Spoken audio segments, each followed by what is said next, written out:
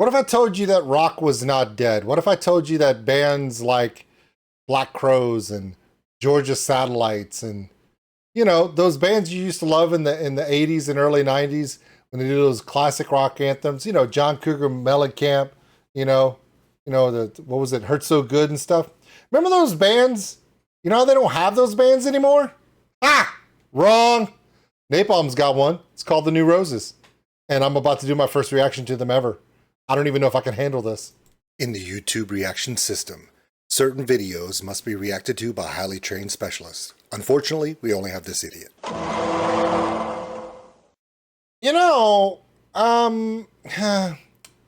Honestly, and this is not a joke, I don't know what to do here. I don't, because this is a Napalm Records artist, and this is a Napalm Records reaction on the Napalm Records channel. And what's killing me is, they have everything from Napalm. They have Ailstorm, so that's pirates. Nanowar Steel, that's astrophysicists. They've got Dragon Force, right? They've got every type of genre. They've got Miles Kennedy and Alter Bridge. So if you think about it, they go from extremely dark, aggressive metal to everything in between, all the way to slapstick comedy metal. But then they also do the classics. There's some legitimate rock stars in Napalm. Napalm does not say, we're going to do black metal, and that's it. We're going to do speed metal. That's it. We're only going to do new metal. No, they do it all. So here's it is.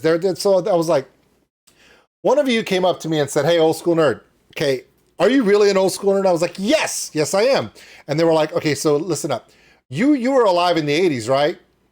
Not only was I alive in the 80s, but I was. Yes, I was. Thanks for asking. And they were like, okay, so do you remember like John Cougar Mellencamp? Of course. Do you remember the Black Crowes? Yes.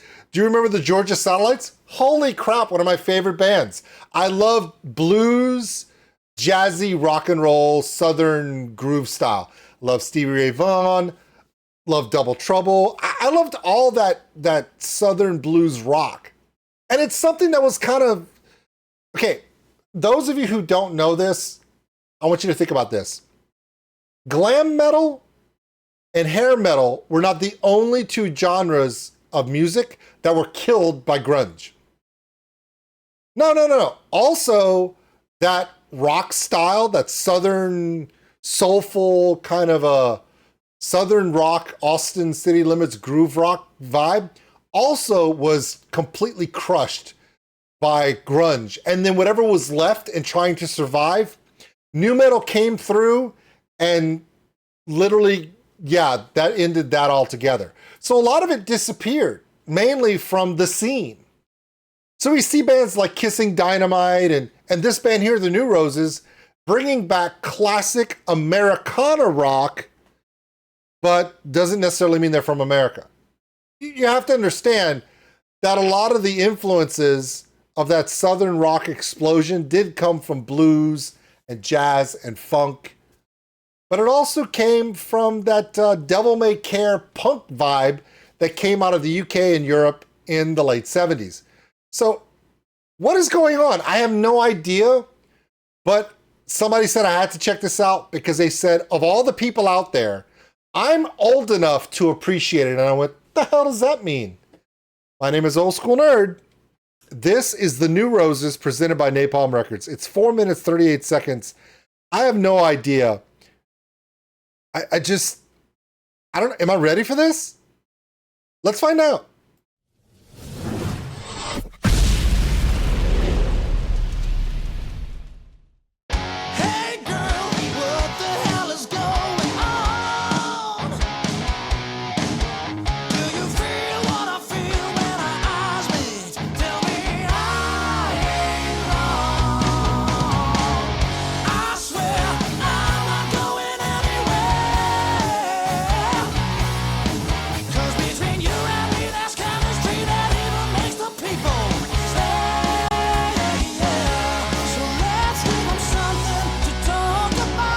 Okay, something to talk about. Great segue, dude. Appreciate that.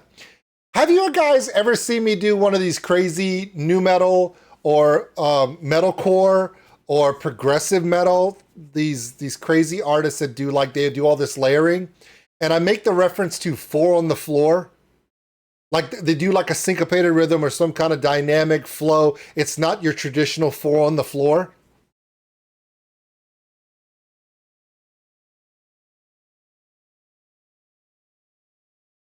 That's what I'm saying. This is the classic Southern rock blues, John Cougar Mellencamp, just Bad Company, Black Crows, Tesla, not the car. No. There was a band. There was a band called Tesla. No, seriously. Like, so back in the late 80s, early 90s, there were bands that did what Journey was doing, but instead of making every song a metal anthem, it was a rock anthem. And it was something that changed music in America because it brought a mixed audience into a genre, into an area that was mostly just angry white dudes. Being serious.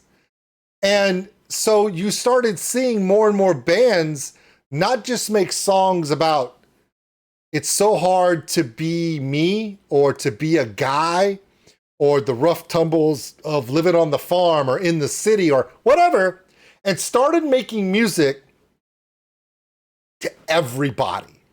And we called them arena anthems.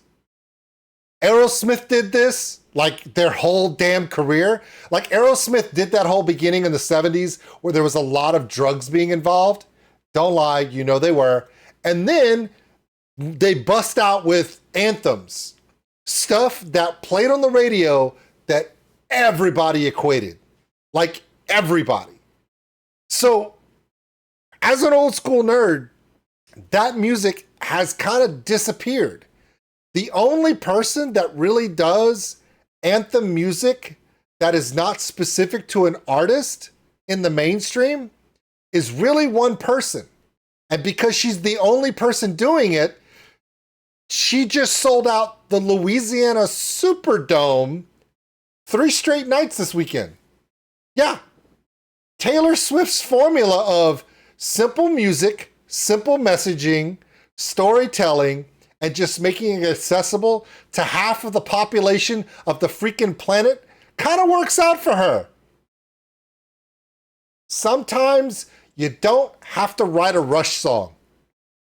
You don't. You don't have to write some kind of enigmatic, something that needs a decoder ring to follow lyrically, and good luck breaking it down musically. Sometimes you just got to do 4 on the floor and tell a story that everybody goes. And here's the best thing. I guarantee you, this song by the New Roses, not going to be complicated. It's not. It's going to be simple lyrics that everyone can go, yep, that was me. Or, yep, that's me. Thanks, guys. That's what they're doing. It is the classic rock and roll formula. When you think about the roots of what is rock and roll, go back to the greats. The storytelling was simple, relatable, and for everybody. Sometimes we get into these things where you're singing about Uranus or vacations to Mexico as a pirate, or, I'm making references to Napalm, or you're singing a song about the Legend of Zelda and there's a flying stuffed chicken going through the audience. Yeah, I'm making fun of all the amazing metal bands on Napalm Records that I love, because sometimes it doesn't need to be so damn specific. Sometimes you just got to sing to people. Because I guarantee you, when I say the name of this song, everyone at some point is going to live what this guy is singing. The name of the song is When You Fall in Love. Yeah. Now that I've given you what I think right off the bat when I hear the beginning of this song and where it takes me as a person, this shit literally just took me back 35 years. Like that. I went back to being 11 years old right now. Listening to the Black Crows. or Tesla singing love song, right? Love is all around you, right? You know, exactly. Sometimes you got to have that. Not all the time, but sometimes you just need it. Sometimes you need to pop a song like this into the radio in a car on a road trip with your lady, with your man, with whatever gender you're in. That's cool. Hey, that's what I just said. This music is for everybody because technically everyone can fall in love. Not all of us do. Some of us are just very lonely and we become rock stars or YouTube streamers.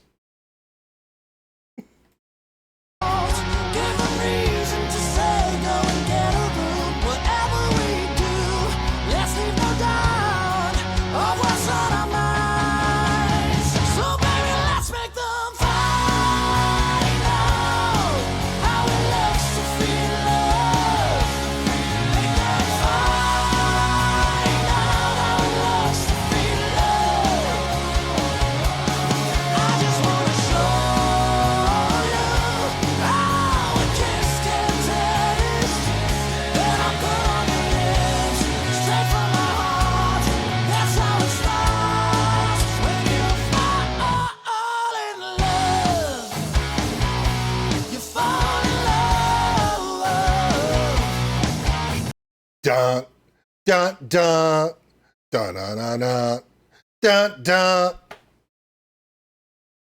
I'm not gonna lie. In 1986, no, from 1983 to 1986, if I had a list, I could point out at least 100 songs on the radio that literally did that. And all of those songs were loved by millions of people every summer for like a decade. When a Napalm Records band comes out with something that sounds like Pantera, and I'm like, oh my God, it sounds like Pantera. That's a compliment, okay? When they come out and go, dude, that sounds like OG Sabbath. Oh my God, that sounds like OG Metallica. OG. This is also one of those times. Seriously, like, you have to understand, this kind of music, simple storytelling about growing up, falling in love, God, this is gonna suck. Oh, the heartbreak. Oh, the joy. Oh, that first kiss. Oh, what's gonna happen? It's so damn relatable. Honestly, with all the chaos going on, not every song can be, you know, sometimes you just gotta lay back and have a good time. I am literally gonna listen to this song after I make this video while I go cook a burger on the grill and, you know, think about if I want to cut my grass. That's literally, I mean, this is it. This is the song that I want to play when I'm at a family. There's hot dogs, there's chips, drinks, picnic table in the sun, light breeze, dogs running around in the grass. Yeah, this is what I'm playing. Because some of this dark stuff you can't play when you're just trying to hang out with the kids. Okay, maybe my kids. My kids are evil. Okay, keep going.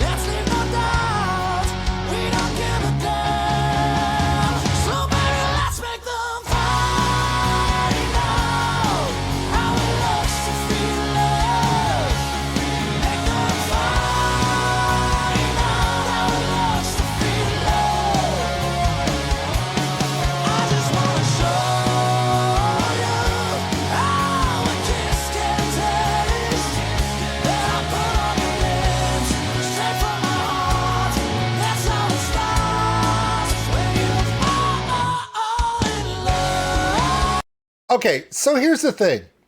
We have so many bands keeping every genre of metal alive. Who's keeping the legacy of Metallica alive? A whole bunch of bands. Who's keeping the legacy of Pantera alive? A whole bunch of bands. Hey, who's keeping the legacy of Four on the Floor, classic storytelling, relatable? Every person in the world goes through this rock and roll. The New Roses. There you go. It's as simple as that.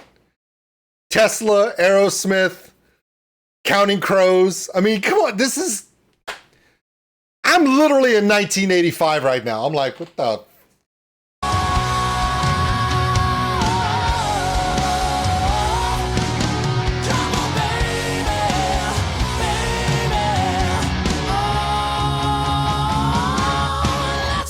No, this isn't Steel Panther, Hinka, because nobody's pulled their penis out yet. Huh? Yeah. I'm filming this live on Twitch, and Hinka from Sweden's like, Steel Panther? I was like, no, nobody's pulled their penis out. Steel Panther is keeping hair metal alive. Sorta. No, they're not keeping it alive. They're keeping it on house arrest, which I think is where it needs to be. Moving on.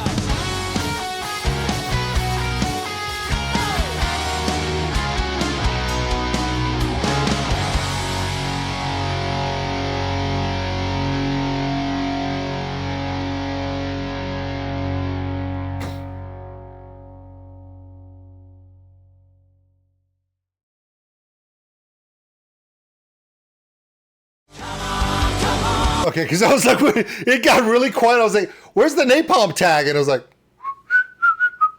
oh, there it is. All right. So all we need now is for them to do like a Rascal Flatts song. Oh, shit. Wait, what? They have a song that sounds like, no. Okay, they can have a song that sounds like a Rascal Flatts ballad as long as they don't have like a guest female. They have a guest female singer. Okay, well, we have homework to do, people. Here's the thing. Really, not every song could be an 8-minute progressive metal song with layers, and not every song can have a hurdy-gurdy in it. Sometimes you gotta go back to the roots, and I'm glad somebody's doing it, because the music of my childhood, technically according to everyone else, is gone. Apparently not. And that's a good thing. Thanks for watching, everybody, and if you enjoyed this video, give us a like. It really helps the channel grow. Also, if you want to subscribe, right over there. A big thank you to all my Patreons out there for everything you do, and if you want more content like this, check them out above. Remember, love one another, take care of each other. We're all stuck on this mud ball together. We'll see you later.